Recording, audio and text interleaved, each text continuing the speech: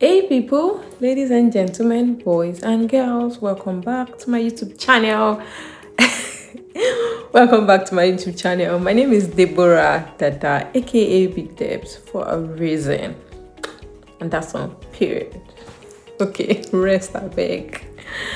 All right, welcome back to my YouTube channel, and if you're new here, please subscribe.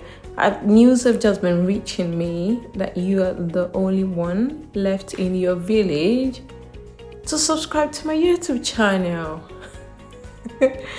Okay, this is reaching me that you're the only one left in your village and in your community that is not yet subscribed. So please click on the subscribe button. Yeah, let's know what we are doing. And yeah, like, share, and subscribe. Today we are talking about something super amazing. First off, I need to tell you what I'm doing here. So I'm on a 30-day challenge to post consistently for the whole of November.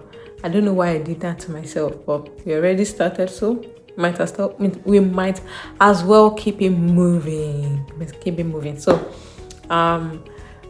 it's interesting because I want to know whether I am unlucky or I am lazy when it comes to YouTube. But yeah, today I'm talking about something very interesting. I've been in the UK for the past 3 years, in case you don't know, and that's new information. See, I'm spilling the tea. So I've been in the UK for the past 3 years, and some things are really not culture shocks to me anymore. They've become my norm. But when I sit down, I remember how I felt about it initially. It still felt different. It felt somewhere cringe, somewhere scary, somewhere hilarious things that actually happened compared to the life I was living for about 26 years in Nigeria. So I made a list of these things and I'm going to just talk about it. But these things sometimes, if I remember, I'll just be like, wow. Like what? Wow. All right. So number one thing, I put them into category. There's the shopping category and then there's transportation category. So those are the two categories I have for now. If I have any more, of course, I'll bring you in on it. So for number one, I walked into Morrison's. I think that was the ever first mall or grocery store that I would go to. Walked into Morrison's and I was carrying a bag, and the security man was I'm sure the guy was just at the entrance.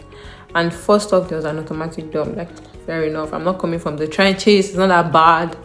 And then I was looking for a locker to sort of pull my things because I was coming with like a big luggage, and it felt, as I was looking, it felt off. Like, it felt like you're not supposed to keep your bag. And then I just kept on walking, and I was so conscious that okay, maybe security will call me back anytime from now and say, "Hey, auntie, drop your bag." But nah, that did not happen. I carried my full-on luggage into the mall, and nothing happened. I'm like, so why do they make us drop our bag in ShopRite and Just Right? And it's just based on trust. And I realized I was coming from an environment where not so much trust is built in individuals.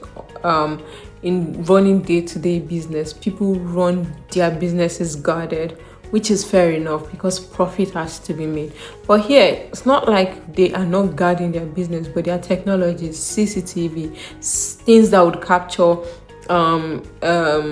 theft, things that would capture shoplifters easily. So that made it much easier for people to give people the free will of taking in their luggages. But that initial moment, I was shocked. That same day, I picked up a few things I wanted to pick up, and I was going to the till and I realized people were checking out by themselves. What do you mean you're checking out by yourself? Nobody's checking whether you paid the right money. And I was so surprised. I paid with my card though, but I also figured that people were paying with their cash and then they'll get their change. And my mind was blown. My God, I'm acting like a village girl. That's not true. We have that in Abeokuta. All right, so yeah, I was so fascinated about that experience because I went to the till, scanned my items, put it there. It's figured out where the item has landed. For things that the items were not placed properly, you would say waiting for you to put the item and all of that. It just made sense. Everything was so smooth. I was in and out of the mall in no time, just because there are technologies that make this thing very easy, and it was such a very exciting and fascinating moment for me. Like I said, they are not culture shocks. They're just things that were new to me that made me go wow.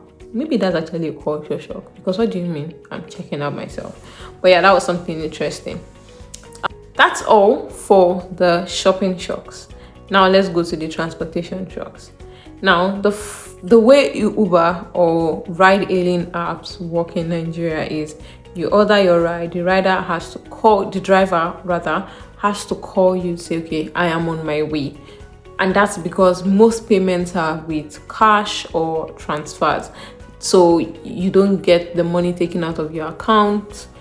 It's on rare cases that happen. The feature is there, but it's not so common. People still better pay with transfers, and there's always the opportunity where the driver can say, oh no, I'm not going with the price that the driver that the app has given to us. I would rather go with this is the amount I'll take you, and then you both negotiate. So but in the UK it's completely different. The Uber comes, possibly does not even call you, because the location and the GPS thing works perfectly, and all he has to do is just say, okay, I'm here, or then you locate, or the car comes right in front of you, and then you go in, and the only communication you guys have is the pin or ask for your name just to confirm is picking up the right person. And yeah, I found all of those very seamless, and it was like, please, so it was like, so life can be this easy. Why are we making life complicated for ourselves? Why are we just making life hard for ourselves? If life can be this easy, why are people doing what they're doing? But yeah, so I found that interesting with Uber. And yeah, next was the bus system. I don't know if there's any of my friends that this has not happened to. So I have a theorem that there are certain things that would happen to you in the UK. And before I go into those things, with bus, yeah, it was first interesting that to me that you cannot tell your bus driver, oh wow. In Nigeria, what we do is, if you're in a bus and you say, oh wow, it means that wherever the driver is at that point, you will wait and you will come down. So that's how we do it. But the bus system here in the UK, there are bus stops. You can't stop in between bus stops except if it's an emergency situation, which is extremely rare. But in here, you have to get to your stop, and even if your house is far away from the stop, you get down at the closest stop to you, and you walk to wherever you're going to. So that was so different, and I felt, yeah, organized, because if everybody was saying oh at their own different bus stops, we will not get to our location in time. So yeah, that was a smart thing that I first noticed. But yeah, going back to Nigeria, I figured out that BRT does the same thing. So the BRT does the same. They have designated stops that they wait at, and they don't just stop everywhere on the roadside. That was good to know. And yeah, the funny point I promised you, yes, if you're in the UK, so we're going to do a put a finger down session. So put a finger down if you have entered the wrong bus before. Okay, I think everybody has done that. Put a finger down if you have entered the right bus in the wrong direction. Put a finger down if you have missed your stop before. Put a finger down if you have missed your train before. Put a finger down if you have stopped at a place and you're like, where is this? Where am I? In UK, even with the map, with Google Map, with City Mapper, you will still lost. And it will happen to you once or twice. Entering from the wrong direction or from the other side of the road is irregular. Like it happens so frequently, particularly if you're new. And that's why you must know the direction you're traveling. It helps a lot to know the direction you're traveling. It does a lot of work. But yeah, those are like the little funny things that I think I knew compared to my home country, and they're super amazing and interesting. Not amazing, but funny. Yeah. So these things have taught me cultural differences, has taught me systems that exist, that taught me trust that we need trust to build a great community, we need trust. Those things are funny now, the boss things, but in that moment before, it was not a good thing at all. It was a sad thing to happen to anybody, that you miss your train or you miss your bus, especially if you bought only an advanced ticket and your ticket is not open return or some sort of very flexible ticket. Nah, you're going to hate yourself. But yeah, very fun things that have happened in the UK. I hope you enjoyed watching this video. I know you did. It was fun. You can't even deny it that it was not fun. So subscribe. Click on the subscribe button. Click on it. It's free. And you know the funny thing, nobody will know that you subscribe to my YouTube channel. It's like anonymous. It's not like Instagram that everybody will know that you're following me. But this one, nobody will know. It's the best kept secret between me and you. Nice. Yeah. Fun. So subscribe. Alright. Interesting part of the day. See you tomorrow. That's the fun part, because I'm doing this every day for the rest of the month. So I'm going to see you again tomorrow. Bye.